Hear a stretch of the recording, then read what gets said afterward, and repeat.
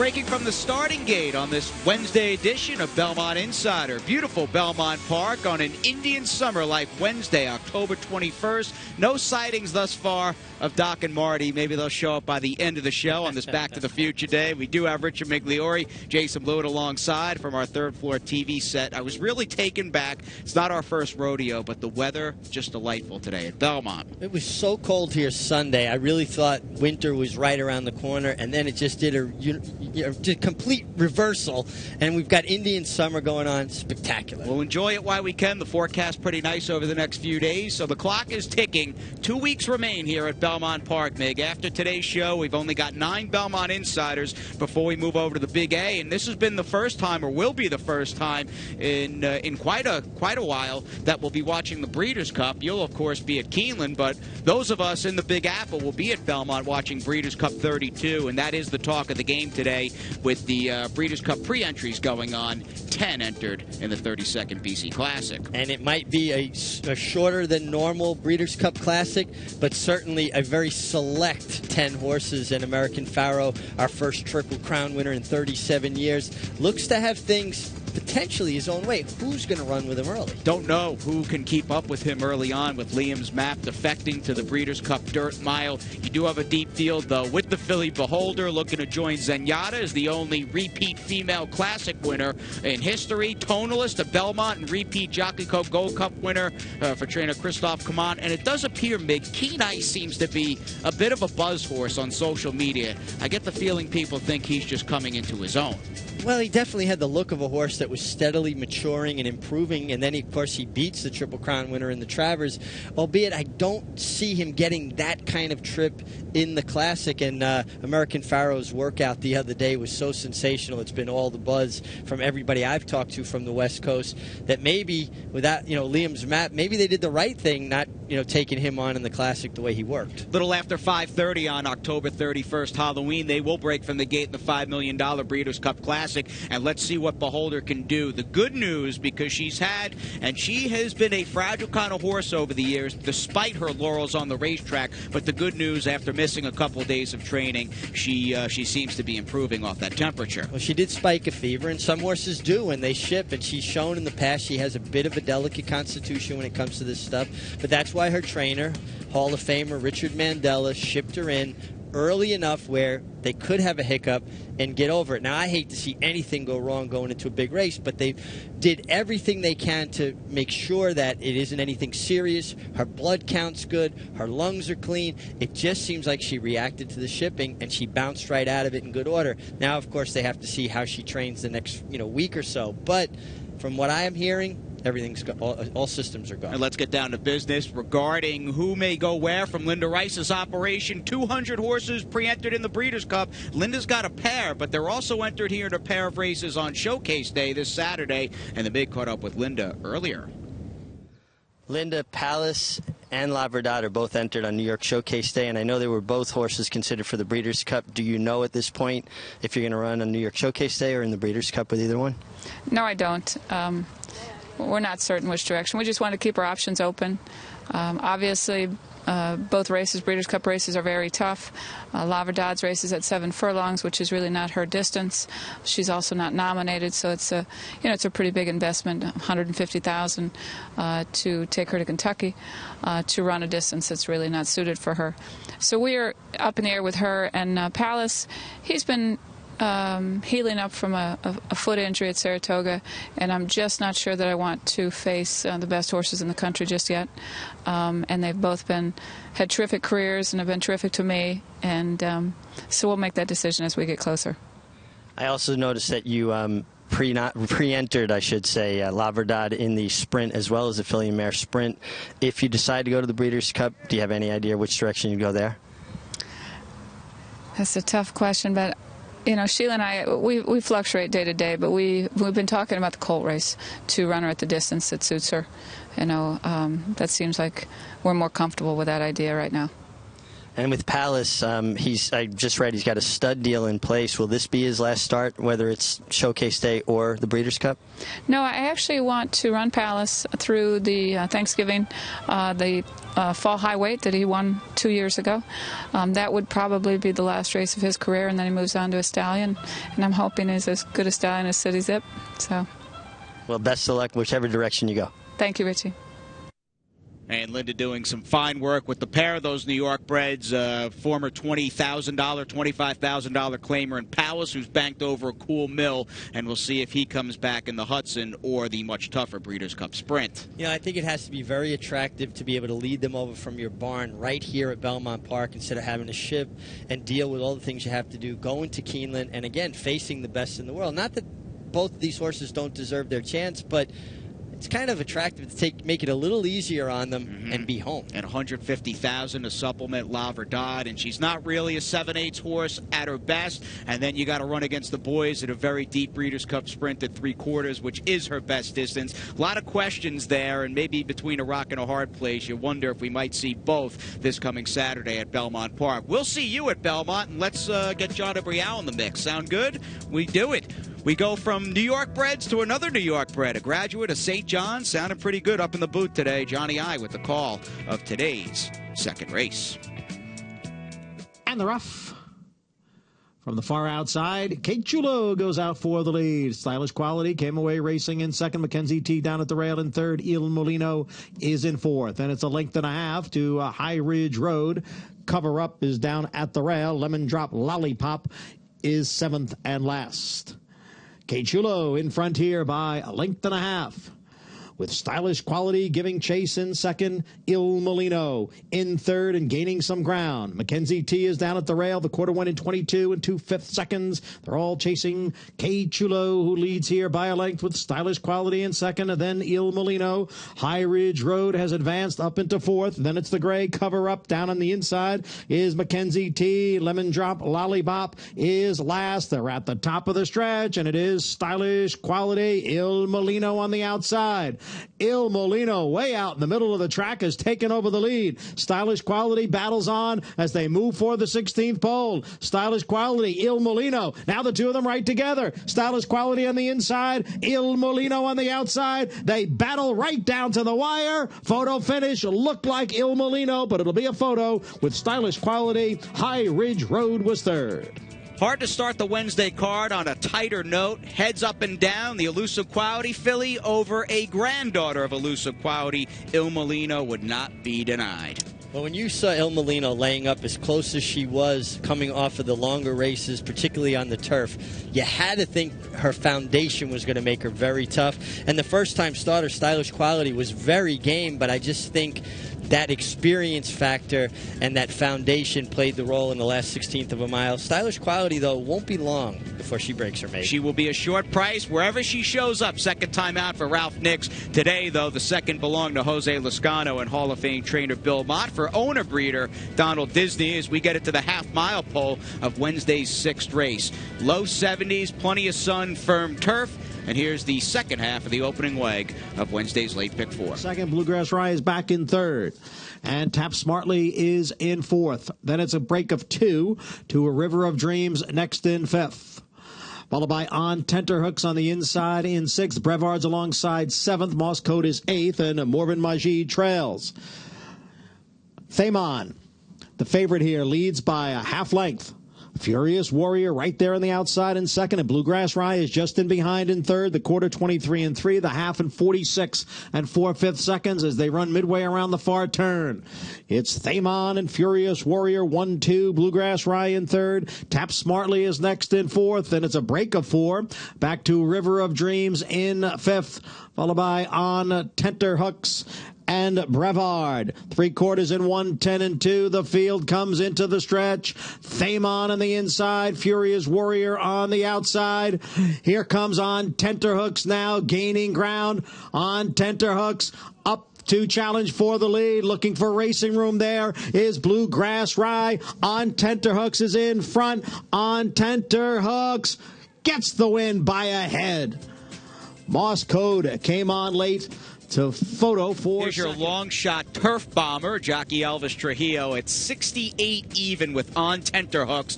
Big run here out in the middle of the turf course for Mark Hennig. And they were one of 8 that could have won it, the 16th, but it was a great race, and that's what turf racing lends itself to. Spoke with Mark Hennig after this race, and he said, last year this horse ran once on the grass, but it was such a bog, you couldn't get a true feel for whether he liked the turf or not.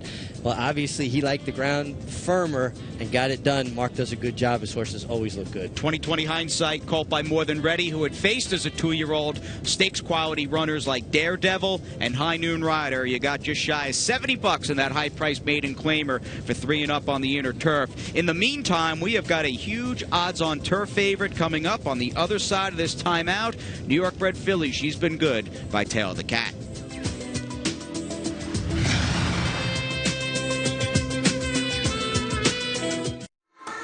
Now you can enjoy your favorite pro and fantasy football teams while playing the races in style as Longshots welcomes back NFL Sunday Ticket. With over 400 HD TVs, 270 individual carols, a full-service sports bar and food menu, Longshots is the place to catch all the great racing and football action. So come on out, bring your friends, bring your league to Longshots, located on the 2nd floor at Aqueduct. The stars are out on this edition of Belmont Insider. Mark Hennig, his wife Rose, and we've got 2-time Eclipse Award-winning jockey Javier Castellano, little Steve Caceres. Is that Irad Ortiz talking a little strategy? In fact, he rode the venerable 5-year-old son of Silver Wagon, the Big Deluxe. We'll have that race for you, race number 8. It went as the Wednesday feature. New York breds galore. In fact, an exclusive state bred pick 3 to cap the card, and that'll set us up for Saturday's 11 race Empire Showcase Day, Mig. 12:25 the first post. We start earlier than usual. One of my favorite days of the year. All of the New York breeders that support our game so much through the whole entire year have a day to shine, and it's our dress rehearsal for the Breeders' Cup. It is a perfect Breeders' Cup appetizer, and we'll have the New York Racing Series for you right here on MSG Plus beginning at 5 p.m. You, me, Andy, Maggie, Larry Colmus. It'll be a lot of fun recapping, having a couple races live and recapping the rest of the stakes. Moving on to race number 7 as we start that final pick 3. We have got state breds ready to roll, fillies and mares on the Widener. And the rough. Avi's Halo, Harlan's Honor. Harlan's Honor grabs the lead. Slam Chowder and Avi's Halo, they're right together. Second and third Run to Mama's on the outside with Sweet Polly Purebred towards the rail. Then it's a break of 2 back to the 2 trailers. Mara's Pass and Sister Sophia as they head up the backstretch. It is Harlan's Honor in front, 3/4 of a length. Slam Chowder in second by a half length. Then it's Avi's Halo who's racing in third. Run to Mama has moved down to the inside and is in fourth. The quarter went at 22 and 4. Moving around the turn, Harlan's Honor still on top here. Harlan's Honor, 3/4 of a length. Then Slam Chowder and Avi's Halo on the outside. Run to Mama's just in behind. Then it's Sweet Polly Purebred, followed by Sister Sophia and Mara's Pass. Half mile, 45 and 2/5 seconds. Harlan's Honor trying to take them wire to wire here. Harlan's Honor in front. Slam Chowder runs in second. Then comes Run to Mama. On the far outside is Sister Sophia gaining ground with Sweet Polly Purebred. Harlan's Honor. In between horses, Slam Chowder. On the outside, it's Sweet Polly Purebred, the stronger horse as they come for the wire. Sweet Polly Purebred by a length and a half. Then Slam Chowder and Harlan's Honor. Sister Sophia came up empty, 3-5, and she was out of the super. We've got an upset, and this was Irad Ortiz with the right kind of ride. Got lucky here. A seam opened up in mid-stretch and 25.80. Yeah, 25.80. Sweet Polly Purebred. It seems like Irad is just timing on the turf is impeccable. He just knows when to produce these horses. There was some traffic trouble inside of him, and he got the clean run. And it's all about trips. That's what turf racing is all about. Rudy Rodriguez, Michael Imperio, the majority owner, 3-year-old filly by parading. Sweet Polly Purebred as Irad picked up win number 43 of this fall meet at Belmont Park. Race number 8, we popped it at the top of the segment, and it is a good one. A tough group, an evenly matched field as they go 3/4 or 6.5 on the main. Here's Johnny I. And the rough. Bon Vigilante shows first. Quanto's moving up on the inside. Far outside, it's Drama King. Gypsum Johnny up close. The Big Deluxe was off a step slow, is now gained into fifth, just 2.5 lengths from the lead. Rectify is sixth, then a break of 3.5. Native Hero trails the field in seventh.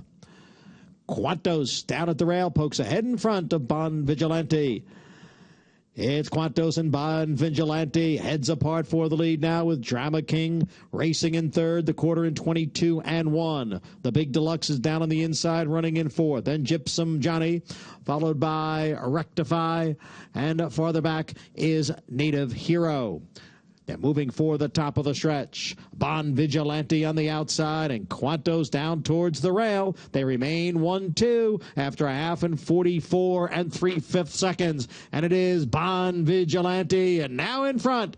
Bon Vigilante is the leader. On the outside is Drama King. Rectify is in between horses. And Gypsum Johnny on the far outside with less than a 16th to the wire. Bon Vigilante in front, and it will be Bon Vigilante to win by 2, close for second.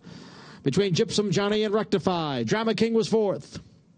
Bon Vigilante off the claim for Mike Rapoli, and Bruce Levine had that good speed, vied outside the returning layoff horse Quantos, and scored another impressive victory. He was very sharp today, Mig. Jason, look at his demeanor. His ears are pinned like he doesn't have ears. They're flat against his neck. He doesn't want to get past. He's digging in for the wire. That is the face of determination, and that's what sets a thoroughbred racehorse apart. They want to win. They want to be the herd leader. He was there. He was the man. And he's banked a little over $300,000. That was lifetime win number 6. He's only run 15 times. When he shows up, he makes it count. Bon Vigilante sharp today off the claim with Jose Ortiz riding. As we get back to the action on day 29, it's the world's fastest pick 5, races 1 through 9. Everything you haven't seen so far on Insider. Challenged here by Call Me Stony. Francis Freud down at the rail. Call Me Stony on the outside. Hasn't yet caught Francis Freud. Francis Freud down on the inside. Leads by a neck. Call Me Stony right alongside. Far outside. Here comes Liberty First, who was last in the early going. A 16th out. It's Call Me Stony and Liberty First. And it's going to be Liberty First. First. Call Me Stony was second. Francis Freud faded to third. Torres. The field now turns for home. Gentrifies on the far outside, and Frazel is there after a half and 45 3/5 seconds. Bass River Road now kicks in, and here's the gray Bass River Road to take over the lead. Bass River Road drawing away in the stretch. Bass River Road by 4. The battle will be for second. No doubt about the winner, Bass River Road. Gentrify held second. Then the late closing Matoris, Frazel, and Distorted Dreams. This is Cora Moss. And then Hope's Roar in 6th, followed by Irish Laughter. They're at the head of the stretch. The half went in 45 2/5 seconds. Here's Weather Girl now to take over. Cora Moss moves into second. Hope's Roar is on the far outside. It's Weather Girl in front. Hope's Roar continues to gain now. Here comes Hope's Roar right alongside of Weather Girl. Weather Girl narrowly. Hope's Roar all out. They come for the wire. It's a photo finish. Very tight between Weather Girl and Hope's Roar. But now being passed on the outside by Bounty Pink. The field is at the head of the stretch. Lady Luciano just got out, now takes the lead. Bounty Pink now moves into second. Just got out in front by 2. Bounty Pink is second. Lady Luciano is back running in third. Then it's Lots of Noodles and Star of the Forest. Just got out. A 3-length winner. Bounty Pink was second. Then Lady Luciano and Lots of Noodle. In third, then it's Sauvignon in fourth, followed by the Sirius Moonlight, 3/4, 113-1, off the turn and into the stretch. And it is Miss Rickles, Freydak coming through down at the rail. Here comes Sauvignon now, who's gaining ground. And Sugar Mags on the outside. Freydak has the lead. Sugar Mags charging. Freydak, Sugar Mags. Freydak got it by a head. Sugar Mags was second. The favorite, Sauvignon. 18,000, the pick six carryover, Mig, into Thursday's card. We'll have 9 races, a regular post of 12:55. Nobody was alive. A whole bunch of 4s and a couple of 5s regarding the console payoff for race number 9. But that being said, the big favorite, Sauvignon, came up empty. Let's go to Cappy. Second look on this Wednesday Belmont Insider. And Eric Consell. Bookends took the first. Also scored in the nightcap. Way to start the day, way to finish the day. Go home feeling good about things. And I'm always happy when I see some of the good guys winning the game. And Bobby Robato and Mark Keller are certainly some of the good guys. They put a lot into the game. Bobby's been a trainer for as long as I can remember. And this filly was good. She's kind of on a lead, waiting on horses. It seemed like anytime she felt the challenge, she had a little bit of an answer. And as Sugar Mags came on the outside, it looked like she might get there, but she had just a little bit more in the tank. 15 wins and counting for Eric Consell. A riding double. Jose Ortiz, however, one-upped him with a hat trick, a natural hat trick on the card. Irad, your leading rider, walked away with that victory in race number 7 with Sweet Polly Purebred. 9 races today on day number 29. 9 individual barns won. And Linda Rice will potentially run La Verdad and Palace in a pair of races here on Empire Showcase Day. Mike Rapoli having a pretty good meet. Hasn't run that many horses. Picked up his 6th win and did it off the claim with Bon Vigilante. The Mets colors, they look to wrap up the National League Pennant Championship tonight against the Chicago Cubs. And a whole bunch of claims. Liberty First, who won the opener, was claimed by Abby Adsit. Gentrify and Bass River Road out of race number 3. Race number 5, Phillies and Mares, a couple went home. And Bon Vigilante did not go back with Bruce Levine. 5-way shake to John Toscano. We got through the second segment. Down the stretch we go as we check out Thursday's action.